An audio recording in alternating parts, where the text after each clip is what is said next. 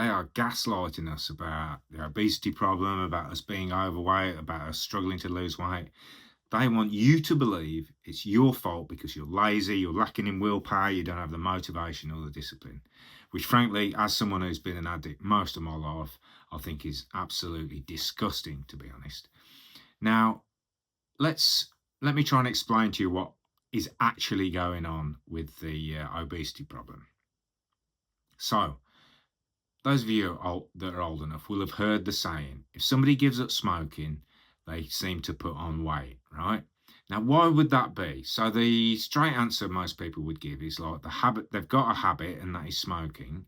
But then what they're doing is they're looking for something instead of that habit. They're looking for something to fill that gap. Now that is practically true. But the question then is, what was the gap that they were trying to fill with smoking? Okay. So what we're doing with these things like smoking, drinking, eating, phone use, all these sorts of addictions, addictive behaviors, is we're looking to fill a gap. So when somebody takes away smoking, they still have this feeling of maybe emptiness, feeling of lack in life, boredom, no meaning, no purpose, no passion, and they still need to fill the void.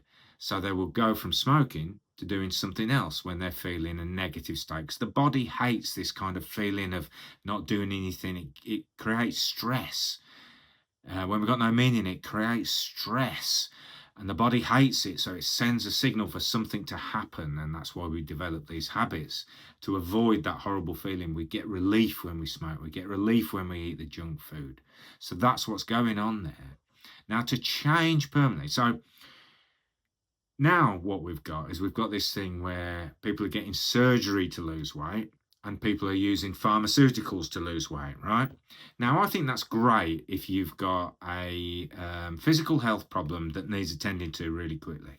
But the problem is these things do nothing about the kind of mental well-being problem, which is this gap that we feel constantly, the need to fill with smoking, drinking, eating, gambling, whatever it is for you. So none of that does it. So I follow loads of people. I know loads of people who've had weight loss surgery and used the pharmaceuticals. And their problem so often is that they struggle with their mental well-being. So then they end up turning to back to drinking if they've cut down drinking. They start smoking again, vaping.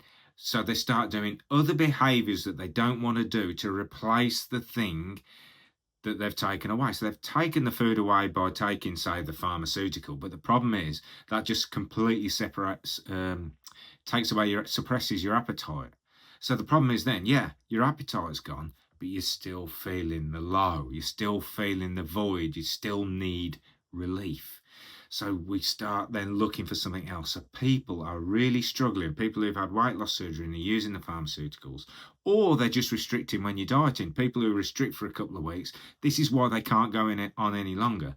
Their body is craving something to give them some relief, and they're not getting it because they're restricting, or they're using the pharmaceuticals, or they've had the surgery and they just can't use the thing that they've used.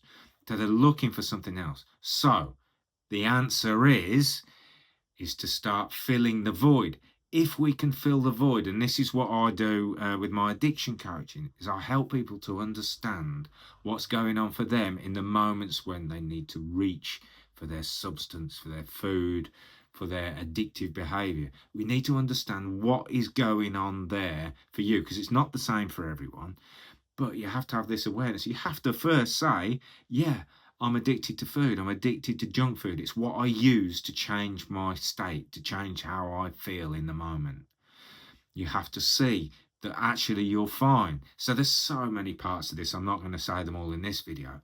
But for an addict to stop being an addict, so obviously I used all these different things over a period of time, usually all together. So when I was drinking, yeah, fine. I was fine. Or I thought it was fine. I was killing my body off. But when I couldn't drink, so when I had to drive to work and drive home from work, then I was smoking. Then when I gave up smoking, I was eating. That's when I put on all my weight, although I was always on the larger side, but put on even more weight when I stopped smoking. So we need to start to treat it as an addiction and then use the steps. So the best thing they've found for addiction in the States is the 12 steps. But we don't have anything like that in the UK because they'd rather just say it's your fault and keep selling you the diets and keep selling you the pharmaceuticals and just keep blaming you because there's no resources. They're not interested in helping people with addiction because there's no money in it. So the pharmaceutical companies, they can't push that because it's not a pharmaceutical. It's not a medicine. They just cannot help you. There's no money in it for them.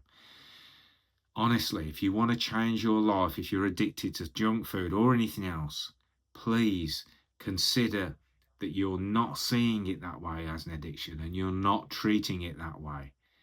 Then get yourself a coach, an addiction coach. Yes, of course I would say that. That's because that's what I do, but I do it because it means so much to me because I've changed my life. I've got this inner peace in my life. I've got meaning now. I've got passion. I've got purpose.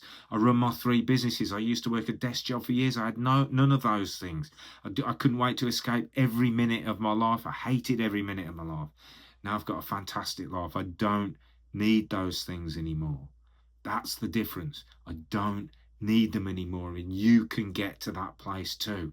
And it's amazing not requiring those things. It's amazing to feel good. Today it was amazing to go and play golf, but also amazing to know that I've set my businesses up such that they run themselves while I go and play golf, and then I can come back to them and do the jobs I need to do.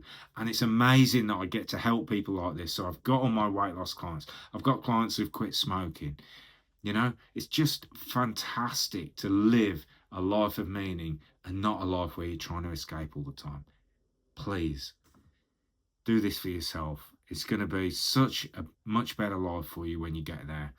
Please start seeing that it's an addiction. It's not your fault. It's nothing to do with your willpower. You are not lazy. You're just trying to escape the life that you're living, and you can change that. Keep going. See you in the